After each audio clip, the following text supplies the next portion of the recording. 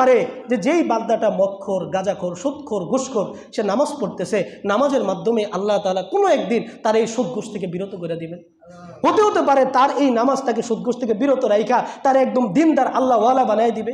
এখন আমি আপনি যে তারে টিটকারি মেরে সুদ খায় ঘুষ খায় আবার নামাজে পড়ে, বেটা তোর নামাজে পড়ে, এটা করার কারণে যে পরে সে চিন্তা করলো সুদ ঘুষ খাইতাম ওইটাই তো ভালো। এখন সুদ ঘুষ খাই আগে কথা শুনতাম একটা, এখন সুদ ঘুষ খাই নামাজ পড়ি কথা শুনি ডাবল, কথা শুনি কি ডাবল। তো নামাজ পড়ে লাভ কি, মানুষ তো আমার খারাপই করে, যা নামাজই পড়ার দরকার নেই।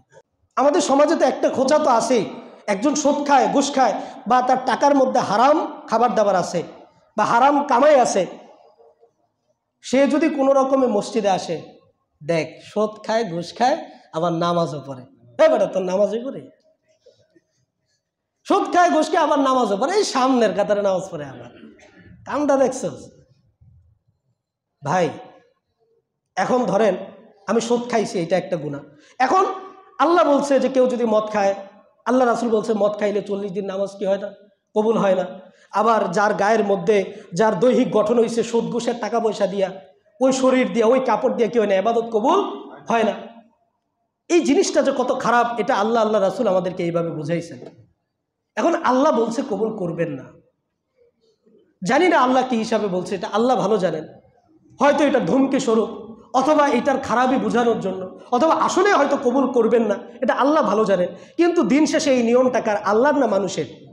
এই নিয়মটা কে বানাইছে যে মদ খাইলে নামাজ হবে না? কার এই নিয়মটা? আল্লাহ। আল্লাহ কি দয়াময় কি দয়াময় না? আল্লাহ কি ক্ষমাশীল কি ক্ষমাশীল না?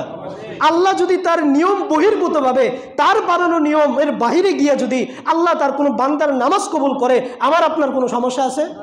হইতেও তো পারে যে যেই বান্দাটা মদখোর, গাঁজাখোর, সুদখোর, ঘুষখোর সে নামাজ পড়তেছে, নামাজের মাধ্যমে আল্লাহ তাআলা কোনো একদিন তার এই সুদ ঘুষ থেকে বিরত করে দিবেন। হতে পারে তার এই নামাজটাকে সুদ ঘুষ থেকে বিরত রাইখা তার একদম দিনদার আল্লাহওয়ালা বানায় দিবে। এখন আমি আপনি যে তারে টিটকারি মেরে সুদ খায় ঘুষ খায় আবার নামাজে পড়ে, বেটা তোর নামাজে পড়ে, এটা করার কারণে যে পরে সে চিন্তা করলো সুদ ঘুষ খাইতাম ওইটাই তো ভালো। এখন সুদ ঘুষ খাই আগে কথা শুনতাম একটা, এখন সুদ ঘুষ খাই নামাজ পড়ি কথা শুনি ডাবল, কথা শুনি কি ডাবল। তো নামাজ পড়ে লাভ কি, মানুষ তো আমার খারাপই করে, যা নামাজই পড়ার দরকার নেই। তো এই যে আমার আপনার টিটকারির কারণে লোকটা নামাজ থেকে দূরে সরে গেল। এবং এটা ইয়ং যারা আছে তাদের মধ্যে হয়, বন্ধু বান্ধবের মধ্যে একজন হঠাৎ করে একটু টুপিটা মাথায় দিলে নামাজটা শুরু করে, এই দেখ পিসা পাইছে, নামাজই হয়ে গেছে। এই কাজগুলো করেন না। কেউ যদি দিনের পথে আসতে চায়, ভালো কাজ করতে চায়, তাকে আমরা উৎসাহ দিব। কি করব? উৎসাহ দিব। উৎসাহ দিলে সে দিনী কাজ করার আরো আগ্রহ পাবে। আর আমরা যদি তাকে নিরুৎসাহিত করি, সে কিন্তু আমাদের কথার দ্বারা নিরুৎসাহিত হয়ে নামাজটা ছেড়ে দিবে। যেই ভালো কাজটা করার ইচ্ছা সে করেছিল সেইটা ছেড়ে দিবে। এই জন্য ভাই আমরা কাউকে নিরুৎসাহিত করব না, আমরা একে সবাইকে দাওয়াত দিব। এবং কেউ যদি ভালো কাজ করতে চায়, তার অতীত যেটাই হোক আমরা তাকে উৎসাহিত করব, যাতে করে তার ভবিষ্যৎটা কি হয়, সুন্দর হয়। তার অতীত যেমনই হোক, তার ভবিষ্যৎটা যেন সুন্দর হয়, সেই জন্য আমরা তাকে কি করব, উৎসাহিত করব। আল্লাহ তাআলা আমাদের সকলকে যে বিষয়গুলো বলা হলো এই বিষয়ের উপরে আমল করার তৌফিক দান করুন, আমিন।